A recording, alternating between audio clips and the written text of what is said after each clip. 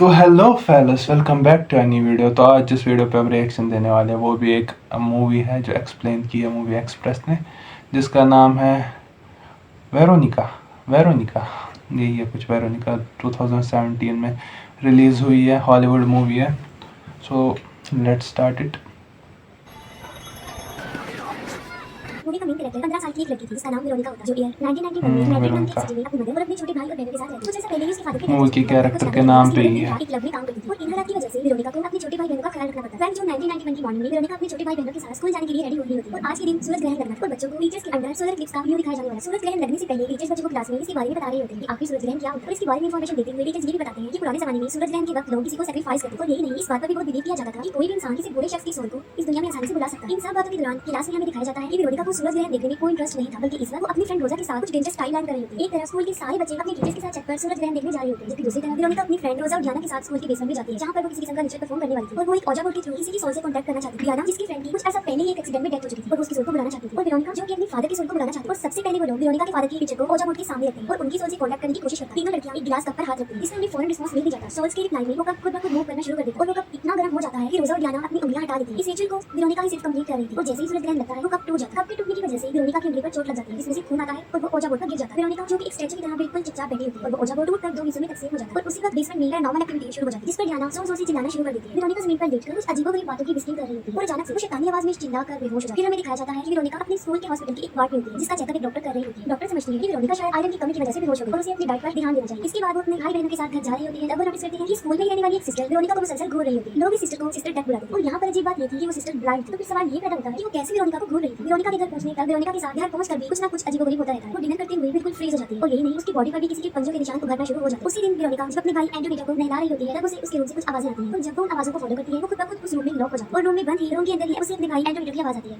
वो किसी तरह उस रूम से निकलकर वॉशरूम में आती है, जहां पर एंटोनियो बाथटब में बैठकर चिल्ला रहा होता है। किसी ने गर्म पानी का बाल खोल दिया था, जिससे एंटोनियो की बॉडी जल गई। वेरोनिका फौरन एंटोनियो को तब से बाहर निकालती है और उसकी बॉडी पर जलने की मेडिसिन लगाती है। उसी रात को वेरोनिका एक ख्वाब में अपने फादर को देखती है, जिसमें उसके फादर उसे बुला रहे होते हैं और तभी काफी सारे शैतानी हाथ उभरते हैं और वेरोनिका को खींचने लगते हैं। वेरोनिका के फादर भी एक ब्लैक डीमन बन चुकी थी और वो उस पर अटैक करने के लिए कमांड कर रही थी। इसके बाद वेरोनिका की नींद खुल जाती है और वो देखती है कि सब कुछ नॉर्मल है। अगले दिन वेरोनिका जब स्कूल जाती है तब उसकी फ्रेंड रोजा उसे काफी इग्नोर कर रही है। इन सबसे तंग आकर वेरोनिका वापस स्कूल के बेसमेंट में जाती है, जहां पर उसे सिस्टर डेथ हुई। सिस्टर डेथ उसे बताती है कि वेरोनिका ने कोई डीमन सोल से कांटेक्ट करने डेथ सुट्टा फूक रही है। उसके फादर की सोल दुनिया में नहीं है, बल्कि किसी शैतान की सोल है और वो शैतान हर वक्त वेरोनिका के साथ होता है और इस वक्त वो वेरोनिका के साथ। इन बातों के अलावा सिस्टर डेथ ये बात भी रिवील करती है कि जब उनकी आंखें ठीक थी तब उन्हें ये सब चीजें नजर आती थी, जिसकी वजह से तंग आकर उन्होंने खुद ही अपनी आंखों को नुकसान पहुंचा लिया। लेकिन बाद में उन्हें पता चला कि इन चीजों को देखने के लिए इंसानी आंखों की जरूरत नहीं है। जाने से पहले सिस्टर डेथ वेरोनिका को कहती है कि तुम्हें खुद ही अपने भाई और बहनों का ख्याल रखना, उनकी प्रोटेक्शन करनी। इन सब इंसिडेंट्स के बाद वेरोनिका अपने सारे घर के रूम्स में प्रोटेक्शन सिंबल्स लगा देती है। इसका मकसद ये था कि उस शैतान की सोल को दूर रख सके, लेकिन ऐसा कुछ नहीं होता। वो शैतान बड़ी ही आसानी से उन सारे सिंबल्स को जला देता है और इसके साथ साथ हम ये भी देखते हैं कि वो डीमन सोल वेरोनिका की छोटी बहन लूसिया का गला दबाकर उसे मार रहा है और वेरोनिका उसे बचाने की कोशिश। इस वजह से लूसिया बहुत डर जाती है और वो कहती है कि कोई और नहीं वेरोनिका ही उसका गला दबा रही है। इस पर वेरोनिका उसको समझाती है कि हमारे घर में असल में कोई शैतान आ चुका है और वो भी ये कर रहा है और वो लूसिया को उससे बचाने के लिए बस उसे बचा रही है। उसी रात वेरोनिका को भी एक ख्वाब आता है। वो देखती है कि उसकी बहन उसे दांतों से काट काट कर खा रही है और यही नहीं, उसका भाई एंटोनियो भी उसकी गर्दन दबा रहा है और साथ साथ उसकी मदर भी उसे डांट रही होती है और इन सबसे डरकर वेरोनिका जाग जाती है। जब वो अपने बिस्तर से उठती है तो वहां पर खून के निशान थे और मैट्रेस के नीचे बहुत बड़ा काला धब्बा था और ऐसे लग रहा था जैसे वो मैट्रेस जल चुका। तब वो जाकर घर के सारे मैट्रेस को चेक करती है और सब पर सेम वही धब्बा बना हुआ था और उस निशान को देखकर ऐसा लग रहा था जैसे किसी इंसान ने उसे जलाने की कोशिश की है। और यहाँ सबसे अजीब बात यह है कि वो काला निशान किसी शैतान को प्रेजेंट कर रहा था। एंटोनियो वेरोनिका को बताता है कि उस रात उसके फादर उनसे मिलने आए और वो कहते हैं कि मैं उनको साथ ले जाऊंगा। ये सुनकर वेरोनिका काफी डर जाती है और वो अपने भाई को समझाती है कि उसे किसी की भी बात मानने की कोई जरूरत नहीं और वो अपनी आंखें और कानों को बंद करके वेरोनिका को बुलाए ताकि वो उसकी हेल्प के लिए आ जाए। फिर फौरन बाद वेरोनिका अपनी सिस्टर डेथ को मिलती है और इन डीमन सोल से बचने के लिए हेल्प मांगती है। सिस्टर उसे बताती है कि उस दिन उन्होंने अपना रिचुअल अधूरा छोड़ दिया था, जिसकी वजह से वो शैतान यहीं पर रह गया। उन्हें दोबारा से वो रिचुअल करना होगा ताकि उस शैतान को वापस भेजा जा सके। ये सुनकर वेरोनिका अपनी फ्रेंड रोजा के घर जाती है और उसे कहती है कि वो दोबारा रिचुअल करके शैतान को वापस भेज सके। रोजा उसकी कोई हेल्प नहीं करती और इनकार करती, जिसकी वजह से वेरोनिका अकेली ही रह जाती है। तब वो डिसाइड करती है कि इस सारे प्रोसेस को खत्म करने के लिए वो अपनी बहनों के साथ वो रिचुअल करे और उस रात वेरोनिका उस औजा बोर्ड को जोड़कर अपनी बहनों के साथ इस प्रोसीजर को स्टार्ट करती है और साथ में वेरोनिका एंटोनियो को घर की दीवारों पर प्रोटेक्टिव सिंबल बनाने का कहती है, लेकिन गलती से वो इन्वोकेशन सिंबल बना देता है। रिचुअल शुरू करने के बाद वेरोनिका उस शैतान को ये दुनिया छोड़ जाने का कहती है, जिस पर वो सोल मना कर देती है। वो बुक्स में देखकर कई तरीकों से इस शैतान को इस दुनिया से भगाने की कोशिश करती है, लेकिन वो फुल फॉर्म में उनके सामने आ जाता है और साथ ही साथ उन लोगों पर अटैक कर देता है। डरकर वेरोनिका पुलिस को फोन करती है और इसी दौरान वो शैतान एंटोनियो को अपने साथ ले जाता है। वेरोनिका की सिस्टर्स लूसिया और एलिन इस सबसे बचने के लिए घर से बाहर भागती है, जबकि वेरोनिका एंटोनियो को ढूंढने वापस अपने घर में जाती है। फिर उसे पता चलता है कि वो उसके रूम में बंद है और वो उससे बात करने की कोशिश करती है, लेकिन एंटोनियो बुरी करता है जो वेरोनिका ने उसे कहा था। वो अपनी आंखें और कानों को बंद करके वेरोनिका को भी बुला रहा होता है। इसके बाद वेरोनिका को अपने अंदर कुछ अजीब सा फील होता है और असल में बात ये थी कि वो शैतान ना इस दुनिया में उनके घर में था, बल्कि वो शैतान वेरोनिका के अंदर था। और यहाँ पर बड़ा राज ये खुलता है कि बात में एंटोनियो को वेरोनिका ने ही जलाया था और जब वो अपनी सेंसेस में वापस आई तब उसने उसे बचा लिया। और यही नहीं, अपनी सिस्टर लूसिया के गले को भी वही दबा रही थी और जब होश में आई उसने ये बंद कर दिया। इसके अलावा